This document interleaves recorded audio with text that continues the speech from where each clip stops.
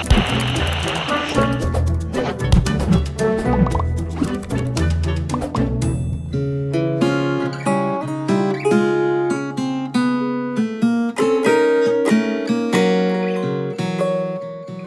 we think of federal agencies, a federal agency is not an it, it's a they.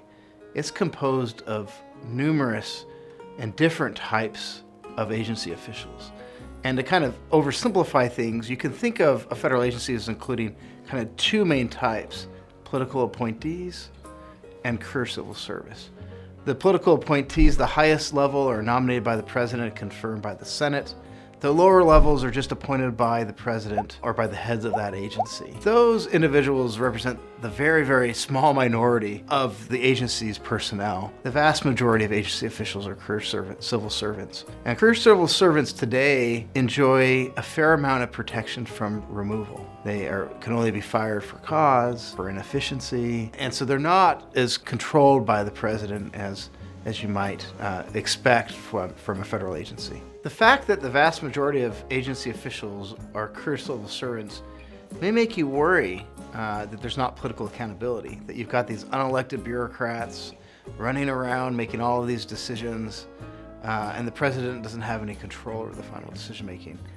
That's a little bit misleading. At the end of the day, the head of the agency has final decision-making authority over most agency actions. And you have other political appointees of the agencies that play an important role.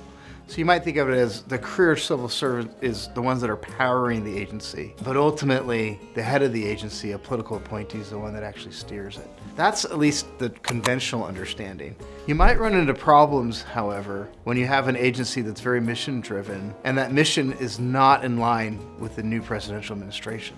You might think of this examples at the Securities and Exchange Commission when it switches from a Republican administration to a Democratic administration. The Republican administration might have viewed its interaction with the business community very differently than a Democratic administration. You might see some resistance from the career civil service in that shift in mission. In those circumstances, you have what we call bureaucratic resistance, where the federal civil service may find ways to slow down or otherwise resist the changes in administration. The more significant authority you exercise, the more politically accountable you should be. And I think that's the core to civil service reform, is that the closer you are to making a significant decision that affects our everyday lives, the more important it is that you act in a way that's consistent with the democratic process.